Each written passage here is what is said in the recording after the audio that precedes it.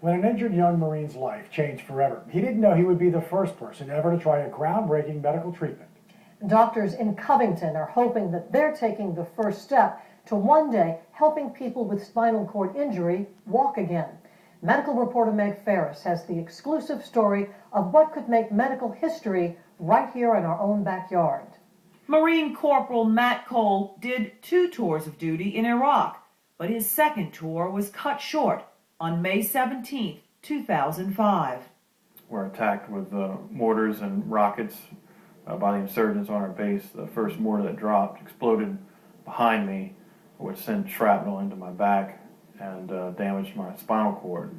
Matt was paralyzed and also had a collapsed lung. His platoon was told he probably would not live. Couldn't get enough oxygen in, so they pretty much wrote me off when they put me on a medevac chopper. He went from hospitals in Iraq to surgeries in Germany, being immobile in Bethesda, to rehab at the VA in Tampa. Faith in family, hope for a cure, and the Marine discipline got him through this life-changing time as he sat and watched the destruction of Hurricane Katrina unfolding back home on the hospital TV. My turning point is when I really came to and realized, all that had happened and what was in store for me.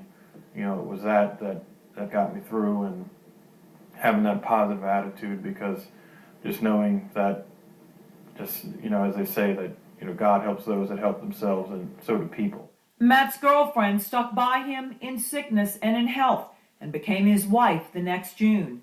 And then, a few years later, Matt's mother-in-law discovered something spectacular going on in the medical field right in their own backyards in Covington. We thought it was great to treat a veteran first. That would be wonderful. TCA Cellular Therapy got FDA approval in March to be the first in the world to take the healing stem cells out of a person with spinal cord injury, multiply them in a lab to 50 million, store them in special tanks, and then later infuse them back into the patient's own spinal fluid in hopes that they will travel to the injured part of the spine and repair it. So we hope that these neurons that are there and they're not being completely cut off could recover somehow some of their functions.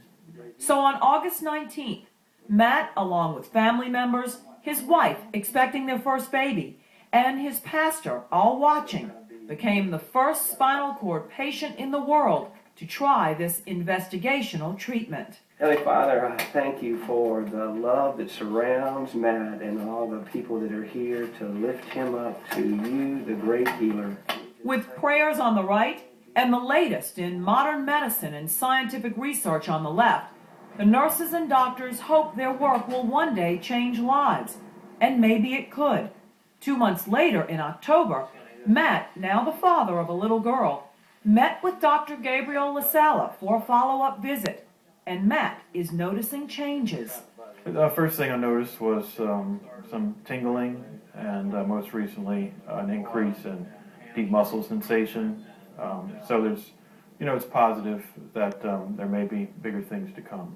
I think it's very encouraging that just after 2 months, there is a mild improvement in something that indicates that there is a connection between his limbs and his brain. And it's a sensory connection. It's not a motor connection. Motor is what makes your muscles move, but there is a connection. That is extremely encouraging. Matt hopes he will make a difference for future spinal cord injury patients, and that the government and insurance companies will take note and fund this as a treatment.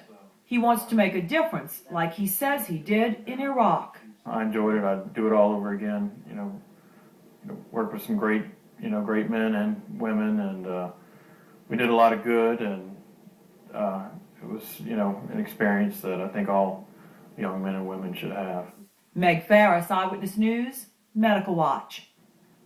Matt is the first person to report improvement from adult stem cells. A second patient now has also gotten the treatment. Doctors are expecting some recovery of neurologic functions in patients, but they say it's unrealistic to expect them to, at this point, to walk. Still, they say this improvement is extremely significant.